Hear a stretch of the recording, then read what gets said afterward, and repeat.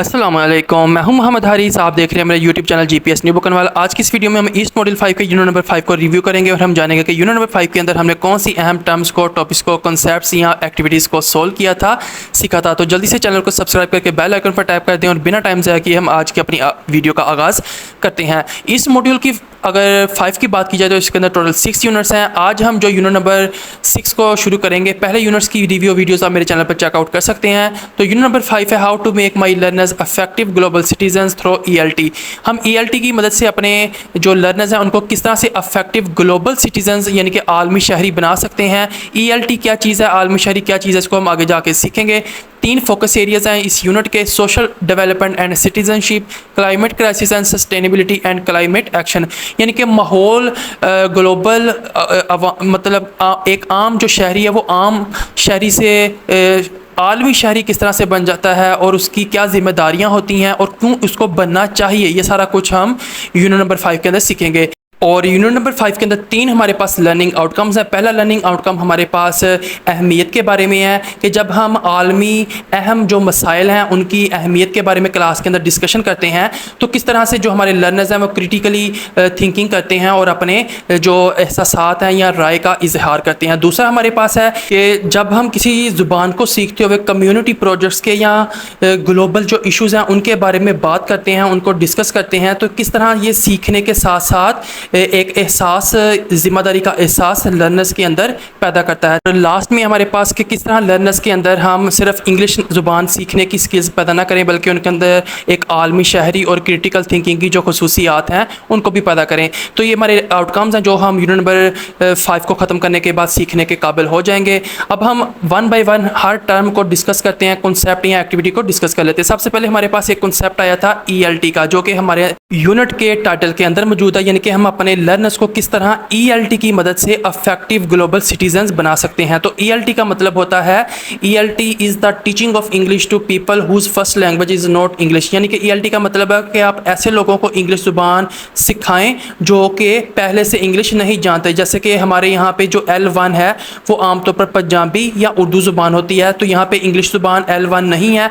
तो ELT is an abbreviation for English language teaching. तो हम यूनिट 5 में यही सीख रहे हैं कि हम इंग्लिश तो बच्चों को सिखाएंगे और क्यों ना इसी इंग्लिश के साथ साथ हम ग्लोबल जो इश्यूज़ हैं उनके बारे में भी बच्चों को बताएं, बच्चों के अंदर क्रिटिकल थिंकिंग को पैदा करें और उनको ज़िम्मेदारी के साथ ये समझना सिखाएं कि किस तरह से वो एक आलमी शहरी बनकर पूरे आलम के लिए, पूरी दुनिया के लिए फ़ायदा मंद साबित हो सकते हैं। तो अब हम नेक्स्ट अगर थोड़ा सा स्वीप करें तो हमारे पास जो फर्स्ट एक्टिविटी आती है वो है सोशल डेवलपमेंट एंड सिटीजनशिप, यानी कि समाजी बहबूद और अच्छा शहरी बनने के लिए क्या इसके अंदर पॉइंट्स होंगे। सबसे पहले the teacher's role in social and ethical development of their learners, take a few moments to think about the most recent class you delivered on any topic.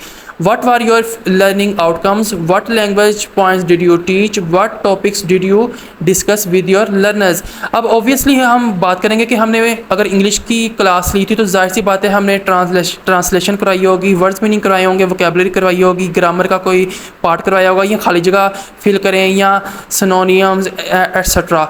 तो वो कहता है अब आप इन तीनों सवालों पर गौर करें कि आपने क्या पढ़ाया, आपके लैंग्वेज पॉइंट क्या थे, आपने लर्नर के साथ कौन से टॉपिक को डिस्कस किया। जब आप इन पर इनको याद कर लें, समझ में अपने जहन में ले आएँ, तो फिर आप जो एक टीचर होने के नाते जो नीचे मैं सवाल पूछ रहा हूँ इनके जवाब दें। What do you do, what do you teach, आप क्या करते हैं, आप क्या पढ़ाते हैं। व्हाट डू यू टीच मतलब किसको आप पढ़ाते हैं, आप क्या पढ़ाते हैं। What else do you teach, आप पढ़ाने के अलावा क्या पढ़ाते हैं, सिखाते हैं। What do learners expect from your classes, और आप जो आपके लर्नर्स हैं वो क्लास से क्या एक्सपेक्ट करते हैं। What do you prepare for them for, आप अपने लर्नर्स को किसके लिए प्रिपेयर कर रहे हैं। तो बेसिकली इधर हमारे पास इन्हीं सवालों के जवाब के लिए एक नज़म है।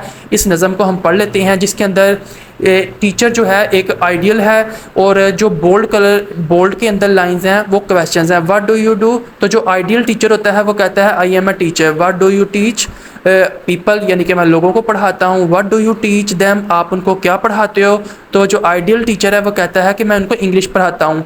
अब वो क्वेश्चन पूछने वाला कहता है कि you mean grammar, verbs, nouns, pronunciation, conjunction, articles, particles, negative and interrogatives. तो मतलब वो कहता है कि आप अच्छा इंग्लिश पढ़ाते हो तो इसका मतलब है कि आप उनको ग्रामर पढ़ाते होगे, वर्ब पढ़ाते होगे, नाउन इसम क्या होता है, पंक्चुएशन कैसे लगाते हैं, ये सारी चीज़ें पढ़ाते होगे। तो वो कहता है डेट टू, हाँ मैं ये भी पढ़ाता हूँ। तो ये तो वही बात होगी जब आप किसी मुसलमान से पूछोगे भाई आप नमाज़ पढ़ते हो, रोज़ा रखते हो, तो वो कहता है हाँ मैं नमाज़ भी पढ़ता हूँ, रोज़ा भी रखता हूँ। तो पूछने वाला उससे ये पूछता है कि भाई तुम बी का लफ्ज़ क्यों इस्तेमाल कर रहे हो, तुम इतना को हाँ मैं नमाज़ पढ़ता हूँ और रोज़ा भी रखता हूँ। तो वो आगे से ये बोलेगा कि बी का मकसद ये है कि मैं सिर्फ नमाज ही और रोज़ा नहीं पढ़ता बल्कि दूसरों के हकूक़ किस तरह से अदा करने हैं मैं उनको भी अपने फोकस में रखता हूँ। तो यही बात यहाँ पे डिस्कस हो रही है कि what do you mean that too. वो से पूछता है कि ये डैट टू ये भी करता हूँ, इसका मतलब क्या है। Well I also try to teach them how to think. तो वो टीचर कहता है कि मैं उनको ये भी सिखाता हूँ कि किस तरह से सोचना है, किस तरह से इंस्पायर होना है, किसी तरह से किसी को इंस्पायर करना है, किस तरह से ताउन करना है, हिस्सा किस तरह से लेना है, मतलब कि मिलजुल के किस तरह से रहना है, दूसरों के लिए फ़ायदेमंद किस तरह से बनता है। और ये वो सारी बातें करता जा रहा है।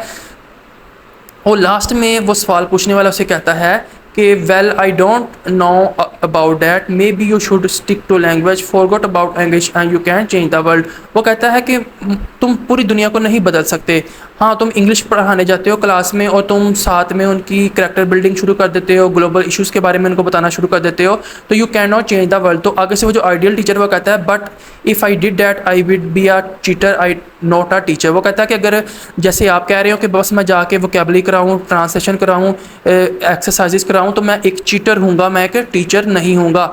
तो अब हमने एक पोइम जो कि आलन मैली ने लिखी थी, इस पोइम के अंदर हमने एक आइडियल टीचर के जवाबात को देखा। तो अब पास फॉर थॉट है। ये सारी बातें में भी आपको ये ट्रेनिंग जो है बोरिंग लग रही हो, लेकिन अगर आप कुछ ना कुछ सीखना चाहते हैं तो इस वीडियो को स्किप मत कीजिएगा। अब वो कहता है कि इन्हीं सवालात को आप मद्देनज़र रखें और जो एलन ने उनके जवाब बताए हैं और उनके साथ आप रिजेम्बलेंस बनाएं। क्या आपके अंदर भी ऐसे ही ख्यालात मौजूद हैं? Do you find any similarities between your answers and Alan Maley poem. यानी कि आप जब कमरा जमात में जाते हैं तो कभी इंग्लिश पढ़ाते हुए आपने बच्चों के अंदर ज़िम्मेदारी का एहसास पैदा करने की कोशिश की, उनके अंदर अवेयरनेस पैदा करने की कोशिश की, आलमी शहरी क्या होता है या इनफरादी जो ज़ात है उसको छोड़कर हम दूसरों के फ़ायदे के लिए किस तरह से सोच सकते हैं। हमने अपने घर के अंदर से कूड़ा करकट को निकाल के बाहर गली में फेंक दिया ताकि हमारा घर तो साफ़ हो जाए, लेकिन हमने इसके अंदर इनफरादियत का इजहार किया। एक आलमी शहरी जो होता है वो जिस तरह से अपने बारे में सोचता है, पूरे आलम इर्द गिर्द के लोगों के बारे में भी वैसे ही सोचता है। If you do, how are they similar, do you like the ideas in the poem, which poem one in particular। ये सारी बातें जो उसको आप सोच कर देख सकते हैं कि आपके अंदर वो सारी खसूसियात मौजूद हैं या नहीं। अब हमारे पास appropriate ethical and social development. तो ये जो हमने बातें अभी पढ़ी, पाकिस्तान के अंदर अगर टीचर्स की बात की जाए तो पाकिस्तान का जो नेशनल करिकुलम है उसके अंदर जो कॉम्पिटेंसी 5 है उसका बुनियादी तौर पर टाइटल ही यही है, appropriate ethical and social development. तो ये ऐसा नहीं है कि सिर्फ एलन ही ये बात कह रहा है, लेकिन पाकिस्तान के अंदर जब हम इंग्लिश लैंग्वेज को बच्चों को पढ़ाते हैं उसके अंदर जो कॉम्पिटेंसी 5 है उसका बाकायदा तौर पर टाइटल है ये कि appropriate ethical and social development. और उसका स्टैंडर्ड 1 क्या कहता है, students develop ethical and social attributes and values relevant in a multicultural and civilise society. यानी कि जब आप इंग्लिश पढ़ाएंगे उसका मकसद सिर्फ बच्चों को वोकैबुलरी याद करवाना, वर्ब्स क्या है, कंजक्शन क्या है, प्रोनाउंसिएशन क्या है, ग्रामर के रूल्स क्या हैं, ये बताना नहीं है। अब ये कॉम्पिटेंसी क्या है, स्टैंडर्ड 1 क्या है, इसको थोड़ी देर के लिए मैं आपके सामने एक्सप्लेन कर देता हूँ। आप गूगल पे जाएं, national curriculum for English language को सर्च करके ये PDF फाइल आप डाउनलोड कर सकते हैं। ये एक मय्यार है, बिल्कुल इसी तरह जैसे कि आप ये समझ लें कि ये पिछले दिनों हुकूमत की तरफ से पूरे इंटरनेट के ऊपर फायरवॉल लगाने का फ़ैसला हुआ था ताकि कोई भी मुल्क के ख़िलाफ़ पोस्ट ना कर सके, लेकिन बाद में पता चला कि जो हमारे ये 4G या जितने भी ये सिम वाली कंपनियां हैं इनके या जो सिस्टम है वो कम्पिटेंट नहीं है, उसके साथ कम्पिटेंट नहीं कर रहा। तो इसी तरह जब हम किसी करिकुलम को क्रिएट करते हैं, अभी हम इंग्लिश की बात कर रहे हैं, तो उसके लिए अंदर भी जब किसी करिकुलम की क्रिएशन की बात आती है तो फर्स्ट स्टेप उसके अंदर कम्पिटेंसी का होता है। ये एक PDF फाइल मैंने आपके अंदर खोल के रखी है और ये PDF फाइल इंग्लिश से रिलेटेड जो करिकुलम की क्रिएशन है उससे बिलोंग कर रही है। इसके अंदर टोटल 184 पेजेस हैं। मैं सारे के सारे पेजेस को आपके सामने ओपन नहीं करूँगा और ये PDF फाइल हमारे यूनिट नंबर 5 में भी इंक्लूड नहीं है। ये जस्ट एक्स्ट्रा आपके साथ एक आप समझ लें कि एक हवाला है जिससे आपको कॉम्पिटेंसी और ये बेंचमार्क, ये स्टैंडर्ड्स, ये क्या चीज़ होती है, इसका छोटा सा मैं एक आपको रिव्यू दूंगा। अगर आप पेजेस को स्क्रॉल डाउन करते जाएं तो जब हम किसी करिकुलम की क्रिएशन की बात करते हैं उसके अंदर फर्स्ट स्टेप जो है, ये हमारे पास करिकुलम डेवलपमेंट के प्रोसेस आ रहे हैं 4 जिनको आप रीड कर सकते हैं। फर्स्ट स्टेप इसके अंदर कॉम्पिटेंसी का होता है कि यानी कि जो आप जिस सब्जेक्ट का करिकुलम क्रिएट करना जा रहे हैं उसके अंदर कॉम्पिटेंसी का क्राइटेरिया क्या होगा। जब कॉम्पिटेंसी डिसाइड हो जाती है उसके बाद हम एक स्टैंडर्ड बनाते हैं और फिर बेंचमार्क आते हैं। तो अभी हम उसी की तरफ चलते हैं।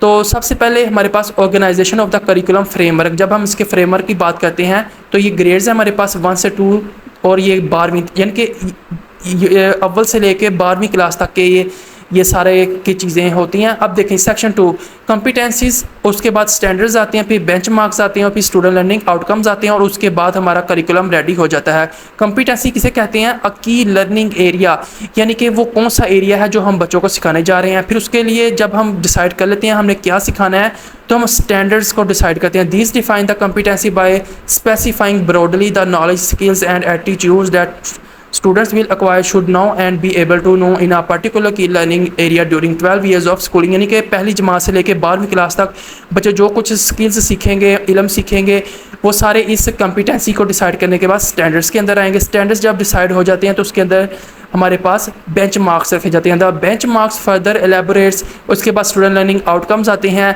वीडियो बहुत ज़्यादा लंबी हो जाएगी, आप इस PDF फाइल को गूगल से डाउनलोड कर सकते हैं। अब मैं इसको एक इन अ नटशेल लास्ट आपके सामने एक शेयर करूँगा कि करिकुलम किस तरह से क्रिएट होता है। सबसे ऊपर आप देख सकते हैं ये ट्राइंगल के अंदर अ की लर्निंग एरिया कॉम्पिटेंसी, जब ने यानी कि उस एरिया को हमने एक पॉइंट आउट करना है जिसके लिए हम अपना करिकुलम तैयार कर रहे हैं। तो इंग्लिश के अंदर कॉम्पिटेंसी के बाद हमारे पास स्टैंडर्ड्स आ जाते हैं।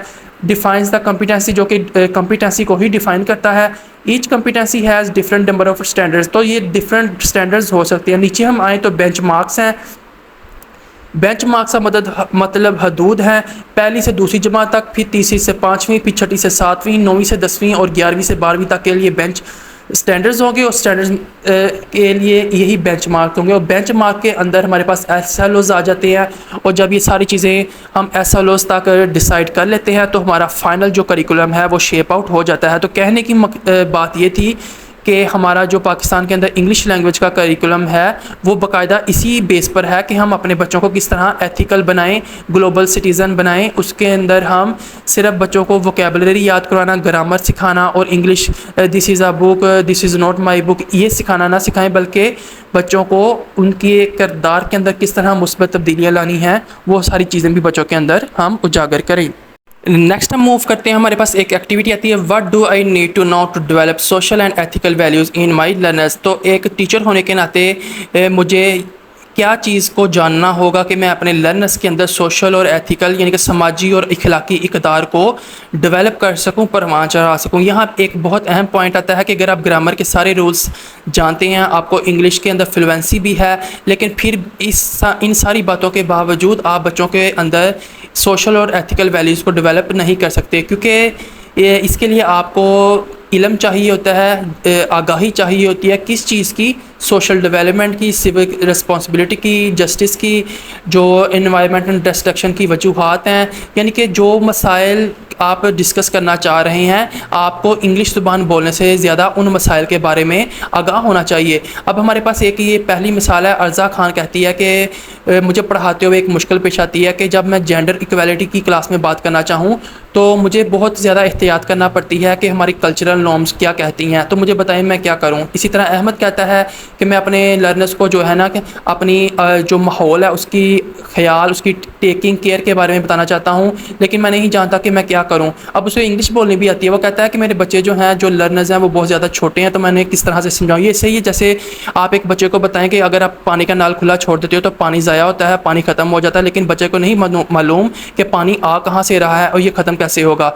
इसी तरह तीसरे नंबर पर मिस मलिक हैं, वो कहती हैं कि मैं अपने जो लर्नर्स के साथ हैं मुश्किल पेश करती हूँ कि जब मैं उनको सिटीज़नशिप, एक्टिव सिटीज़नशिप के बारे में बताना चाहती हूँ तो मेरे पास खुद नॉलेज नहीं है एक्टिव सिटीज़नशिप के बारे में। तो बात वो है कि हमें जो चीज़ बच्चों को सिखानी सबसे पहले उसके बारे में खुद सीखना होगा, और वो खुद कैसे सीखेंगे, इसीलिए इस ट्रेनिंग का अहतमाम किया गया था।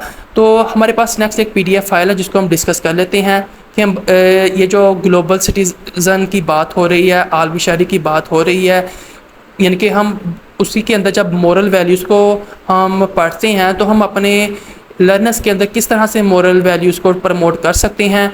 हमारे पास लॉट्स ऑफ एग्जांपल्स हैं इर्द गिर्द, लेकिन हमारे जो सिलेबस के अंदर करिकुलम के अंदर एग्जांपल्स हैं उनको डिस्कस कर लेते हैं। हमारे पास ये कुछ पेजेस हैं हमारे प्राइमरी सेक्शन की बुक से, यानी कि इंग्लिश की बुक से, जिसमें फ़हद जो है वो अपने कपड़ों को जो है शायद please go and change your cloth change नहीं करा था, उसकी मामा उसे कहती हैं तो वो कहता है यस मदर, यानी कि वो ये नहीं कहता कि अभी साफ़ हैं मैं बाद में, वो कहता है yes. Misha kindly go and wash your hands, तो उस जो बाप है वो अपनी बेटी से हाथ धोने को कह रहा है, तो बेटी ये नहीं कहती मैं अभी थक गई हूँ मैं बाद में धो लूँगी, वो कहती है यस। इससे हम बच्चों को ये सिखा रहे हैं कि वो अपने वालिदैन का कहा माने। इसी तरह एलेक्स जो है वो गुड मॉर्निंग कहता है, हाउ आर यू, डेविड कहता है good morning, I am fine, thank you. और एलेक्स कहता है do you have extra colour pencil, क्या आपके पास एक्स्ट्रा कलर्स हैं। डेविड कहता है yes they are there, we can share these, हम इनको बांट सकते हैं। एलेक्स कहता है thank you very much, David you are welcome. तो इस एक्टिविटी को जब हम क्लास में परफॉर्म करवाएंगे तो हम बच्चों को सिखाएंगे कि चीज़ें एक दूसरे के साथ शेयर करना अच्छी बात है। अब हमारे पास दो पिक्चर्स हैं, एक पिक्चर के अंदर क्लासरूम में टीचर मौजूद है, दूसरे में टीचर मौजूद नहीं है, यानी कि क्लासरूम के अंदर जो रूल्स हैं वो एप्लीकेबल नहीं है, तो बच्चे आपस में लड़ रहे हैं, उनका टाइम वेस्ट हो रहा है, जब ऊपर वाली पिक्चर में बच्चे बहुत कुछ सीख रहे हैं। तो ये सारी एक्टिविटीज़ हैं जो हम बच्चों को साथ शेयर कर सकते हैं, बच्चों को ये पिक्चर्स दिखा सकते हैं ताकि उनके अंदर मोरल वैल्यूज़ जो हैं वो बिल्डअप हों। तो ये सारी एक्टिविटीज़ अभी हमने कॉम्पिटेंसी 5 को डिस्कस किया, उसी को मद्देनज़र रखते हुए हमारे करिकुलम में शामिल की गई हैं। इसी तरह हमारे पास नेक्स्ट है कि it was Monday morning, Zara went to her new school where she met her class teacher, अस्सलाम वालेकुम, I am Zara, today is my first day in this school, वालेकुम सलाम, I am Anam your grade 1 school teacher, welcome to the school. Zara जो है वो नई आई है अपने स्कूल में और वो अपनी टीचर से मिलती है, और टीचर जो है मिस अनम उसके सलाम का जवाब देती है और क्लास में ले जा कर के पूरी क्लास में उसका तारुफ करवाती है। She is your new classmate, please introduce yourself and explain the classroom rules to her. तो अपनी क्लास से कहती है कि क्लासरूम पूरा जो बच्चे अपने तारुफ कराएंगे इस नई आने वाली बच्ची से, और क्लासरूम के रूल्स भी उसको बताएंगे। All student welcome her and introduce themselves one at a time, यानी कि एक एक करके हर बच्चा अपना तारुफ उससे कराता है। Then they explain the following classroom rule, तो कौन से वो क्लासरूम के रूल्स हैं जो पहले दिन ही उसको बता दिए जाते हैं। उमर कहता है कि हम अपनी क्लासरूम को साफ़ सुथरा रखते हैं। इरम कहती है कि हम अपनी चीज़ें एक दूसरे के साथ शेयर करते हैं। आमिर कहता है कि हम अपने टीचर्स की इज़्ज़त करते हैं, और फ़ायज़ा कहती है कि हम जो अपने टीचर्स हैं उनकी हर बात को केयरफुली सुनते हैं। तो पहले दिन ही उस नई आने वाली बच्ची ने क्लासरूम के रूल्स को सीख लिया और इस तरह उसके अंदर मोरल वैल्यूज़ डेवलप हो गई। और ये सारी एक्टिविटीज़ कौन हमें बता रहा है, हमारा करिकुलम जिसको हम क्लासरूम के अंदर टीच कर रहे हैं। नेक्स्ट हमारे पास शेयरिंग इज़ केयरिंग, यानी कि अपने खिलौने बच्चे एक दूसरे के साथ शेयर कर रहे हैं। और नेक्स्ट हम मूव करते हैं तो हमारे पास गेटिंग स्टार्टिंग, और इसके अंदर एक गरीब जो है उसकी मदद करते दिखाया गया है, और वह बच्चा जो है वो अपनी मामा से पूछ रहा है और उसकी मामा से बता रही है कि गरीबों की मदद करना अच्छी बात है, क्या आप भी अपने फैमिली और फ्रेंड्स क्या इसी तरह ख्याल रखते हैं। नीचे कुछ सवालात हैं, इसको मैं जल्दी से स्किप करूँगा क्योंकि वीडियो जो है बहुत लेंथी हो जाती है। लेट अदर्स शेयर, इसके अंदर भी शेयरिंग की बात की जा रही है। तो वो तमाम एक्टिविटीज़ हैं, ये तमाम नहीं है बल्कि कुछ सैम्पल्स लिए गए हैं, और इस जैसे और सैम्पल्स भी हमारे करिकुलम के अंदर मौजूद हैं ग्रेड 1 से लेकर ग्रेड 5 की बुक्स के अंदर, जिनको हम अपनी क्लास के अंदर बच्चों को शो करके उनके अंदर मोरल जो नॉर्म्स हैं उनको डेवलप कर सकते हैं। ये दोनों बच्चे खेल रहे थे, और लास्ट में हमारे पास एक पेज मज़ीद है, और ये पेज आई थिंक एम्प्टी है। तो इस PDF फाइल के बाद हम नेक्स्ट एक्टिविटी की तरफ मूव करते हैं। इसके अंदर हमें क्या सिखाया गया, दो चीज़ें हम सीखेंगे। Textbook activities to promote moral values, सबसे पहले हम देखते हैं कि हमारी टेक्स्ट बुक में मोरल वैल्यूज़ को प्रमोट करने वाली कौन सी एक्टिविटीज़ हैं, और उसके बाद अब हम देखने लगे हैं कि मोरल डेवलपमेंट को प्रमोट करने के लिए हम कौन सी एक्टिविटीज़ को अब जो है अख्तियार कर सकते हैं, अपनी क्लास में अप्लाई कर सकते हैं, और ये आउटसाइड द करिकुलम है। सबसे पहले इसके अंदर moral development at primary level plays a critical role in shaping a child's character, यानी कि बच्चे की ये उम्र सीखने की होती है, और इस उम्र में जो बच्चे की हम डेवलपमेंट करते हैं मोरल, वो लॉन्ग टर्म होती है। इसके अंदर सबसे पहले प्रॉब्लम सॉल्विंग एक्टिविटीज़ हैं कि हम क्लास के अंदर बच्चों के साथ जो प्रॉब्लम सॉल्विंग की एक्टिविटीज़ हैं उनको जो है हेल्ड करवाएं। इसके लिए हम बच्चों को कम्प्लेक्स स्टोरीज़ बता सकते हैं और उनके बारे में उनकी राय जान सकते हैं।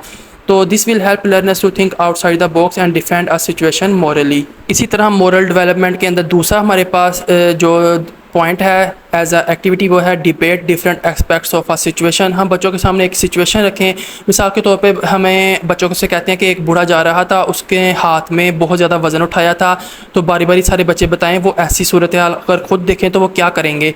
तो इसमें सबकी राय शामिल होगी, तो एक डिबेट होगी और सारे बच्चे सीखेंगे, और जो अच्छा पॉइंट होगा वो टीचर बाद में पॉइंट आउट करेगा। लेट चिल्ड्रन हेल्प अदर्स, तो इसके अंदर ये एक ऐसी एक्टिविटी है जिसके अंदर बच्चों को हम जो है ये सिखाएंगे कि वो बगैर किसी रेस के, मतलब ज़ात पात मज़हब के रिगार्डलेस जो है अपना रवैया दूसरों के साथ किस तरह से अच्छा रख सकते हैं। चौथी हमारे पास जो एक्टिविटी है जो कि मोरल डेवलपमेंट में अपना किरदार अदा करेगी वो कम्युनिकेट रिस्पॉन्सिबिलिटीज़ में हम बच्चों को थोड़ी थोड़ी जिम्मेदारियां दे सकते हैं। जैसे किसी बच्चे की ये ड्यूटी लगा सकते हैं कि वो वाइट बोर्ड को साफ़ करे, कोई बच्चा किताबों को तरतीब से रखे। इसे अब 5वें नंबर पे हमारे पास अरेंज ग्रुप टास्क। हम बच्चों के अंदर ग्रुपिंग करने के बाद उनको टास्क असाइन कर सकते हैं ताकि वो इनको सरअंजाम दें। जब वो उन टास्क को सरअंजाम देंगे तो उसके अंदर बहुत सी मोरल जो डेवलपमेंट है उनके अंदर परवान चढ़ेगी। यानी कि ग्रुप के अंदर एक बच्चा अगर अपनी राय देगा और वो राय में भी अच्छी ना लगे या बहुत ज़्यादा पसंद आए, लेकिन उसके बाद कोई तीसरा ग्रुप मेंबर उससे भी अच्छी राय देता है, तो ये चीज़ बच्चों के अंदर फिर ये चीज़ एक्सेप्ट करना सिखाती है कि हम दूसरों को भी इसके अंदर इन्वॉल्व करें, उनकी राय को एहतराम करें। Make children respect others opinions. इसी तरह क्लास के अंदर अगर हम कोई बात करते हैं और कोई बच्चा उसके साथ डिसएग्री करता है तो डिसएग्री में और उसकी हौसला शिकनी में फ़र्क करना बच्चों को सिखाना चाहिए। 7 नंबर पर प्ले वेरियस गेम्स। हम बच्चों के साथ मुख्तलिफ गेम्स खेल सकते हैं। मिसाल के तौर पर हम ग्राउंड में जाकर वॉलीबॉल या फुटबॉल का एक मैच रख सकते हैं जिसके अंदर हम कुछ रूल्स रखेंगे और जो बच्चा उस रूल को तोड़ेगा तो डेफिनेटली उसका पॉइंट कम होगा और इस तरह बच्चे के अंदर एहसास ज़िम्मेदारी पैदा होगा। Read out stories with a moral. हम बच्चों के अंदर मोरल डेवलपमेंट के लिए उनको मोरल स्टोरी सुना सकते हैं। हम सबसे पहले एक स्टोरी सुनाएंगे, स्टोरी सुनाने के बाद बच्चों के साथ डिस्कस करेंगे कि उन्होंने इससे क्या सबक सीखा। तो इस तरह एक स्टोरी का जो इम्पैक्ट है उनके ऊपर मोरल डेवलपमेंट को क्रिएट करने में मदद देगा। Red and green light game. Red and green light के अंदर हम जो है एक गेम का इनेकाद कर सकते हैं कि जब रेड लाइट चलेगी तो आपने रुक जाना है, ग्रीन चलेगी तो आपने जारी रखना है और जो रूल तोड़ेगा वो दोबारा से पहली लाइन से जाकर अपनी दौड़ का आगाज़ करेगा। इसी तरह लास्ट में हमने बच्चों को बताना है कि किस तरह वो अपनी जो जबिलत है उसको कभी कभी रेजिस्ट करना भी सीखें। इसके लिए हम एक एक्टिविटी रख सकते हैं जिसके अंदर हम बहुत सारे गुब्बारे बच्चों को दे के और उनको कह सकते हैं कि वो जितने गुब्बारे फोड़ सकते हैं जल्दी से फोड़ें। और इसके बाद हम एक नई एक्टिविटी रख सकते हैं जिसके अंदर हम बच्चों से बोलेंगे कि जब उनको कहा जाए तभी वो गुब्बारे को फोड़ेंगे और जब ना कहा जाए तो वो नहीं फोड़ेंगे। इसी तरह 11वें नंबर पर रेडी सेट गो। इसके अंदर हम एक रेस का इनेकाद कर सकते हैं जिसके अंदर हम रेडी सेट और गो और बच्चे जो है वो चलना शुरू कर देंगे। और जैसे ही हम कहेंगे रेडी सेट गुरिल्ला, तो अगर गुरिल्ला कहने से कोई बच्चा अपनी टांग आगे कर लेता है तो वो रेस से आउट हो जाएगा। रेडी सेट गोवा, तो ये भी मिलता जुलता लफ्ज़ है, इससे भी वो बच्चा आउट हो जाएगा। तो बोर्ड गेम्स हम बच्चों के लिए क्लास में बहुत सी बोर्ड गेम्स का भी इनेकाद कर सकते हैं जिसके अंदर कुछ रूल्स हों, कुछ रेगुलेशंस हों जिनको बच्चों फॉलो करें। और जब बच्चे फॉलो करना सीख जाते हैं, बात मानना सीख जाते हैं, अपनी वो जो अना है उसको डाउन करना सीख जाते हैं, तो वो उस कदम की तरफ बढ़ते हैं जो उनके अंदर मोरल डेवलपमेंट को परवान चढ़ाता है। इसका मकसद बच्चों की हौसला शिकनी या उनको डाउन करना नहीं होता, बल्कि उनको फिरमली अपने बिलीव्स के ऊपर स्टैंड आउट करना है और वो दूसरों के लिए भी उसको राय को अपना सकें, उनकी राय को समझ सकें, यानी कि ख़ुद भी वो अच्छे बने और दूसरों की अच्छाई को एक्सेप्ट करने के भी काबिल हो जाएं। नेक्स्ट हमारे पास topic understanding climate change and sustainability का है, जिसके अंदर हमने सीखा कि एक टीचर को ख्वाह वो कोई भी मजमून पढ़ा रहा हो, अपनी जो रेलेवेंट उसकी फील्ड है, जो सब्जेक्ट है, उससे हट करके क्लाइमेट चेंज और जो उसकी पायदारी है, जो माहौल के अंदर तब्दीलियां आ रही हैं उनके बारे में भी, जिनको हम ग्लोबल इश्यूज़ भी कह सकते हैं, ग्लोबल वार्मिंग भी कह सकते हैं, इनके बारे में भी बच्चों को लाजमी बताना चाहिए। इनको प्रिवेंट किस तरह से हम कर सकते हैं और बच्चे अपना इस समर में किस तरह से किरदार अदा कर सकते हैं। तो अगर ज़ाती मसाइल या ग्लोबल मसाइल की बात की जाए तो आगे हमारे पास एक छोटी सी एक्टिविटी आती है कि ग्लोबल और लोकल इश्यूज़ में क्या फ़र्क होता है। तो इसके अंदर हमने ड्रैग एंड ड्रॉप एक्टिविटी को सॉल्व किया, इसको हम दोबारा से देख लेते हैं। तो ग्लोबल इश्यूज़ क्या होते हैं जिनके अंदर पूरी दुनिया अफेक्ट करती है। एयर पोल्यूशन, अगर फ़ज़ाई आलूदगी है तो पूरी दुनिया, lack of water, global heating, acid rain, rain force destruction. इसी तरह लोकल इश्यूज़ क्या हैं? पोल्यूशन, अगर मेरी गली की नुक्कड़ पे अगर कचरा पड़ा है तो वो मेरा लोकल इशू है, उससे किसी और मुल्क को, चाइना को या जापान को कोई मसला नहीं होगा। लेकिन अगर उसी कचरे के ढेर में इजाफा हो जाता है, मैं उसको आग लगाता हूँ, धुआं आसमानों पे जाता है, तो ये धुआं पूरी दुनिया के जो टेम्परेचर है उसमें इजाफा कर सकता है, जिसको हम ग्लोबल वार्मिंग कहते हैं। तो इस तरह लोकल इश्यूज़ जो हैं, जब हम बच्चों को सॉल्व करना सिखाते हैं तो हमारे ग्लोबल इश्यूज़ भी सॉल्व होना शुरू हो जाते हैं। ये एज अ रिस्पॉन्सिबिलिटी हर टीचर को अदा करना चाहिए। बाकी के आप इश्यूज़ स्क्रीन पर देख सकते हैं। तो हम आगे बढ़ते हैं।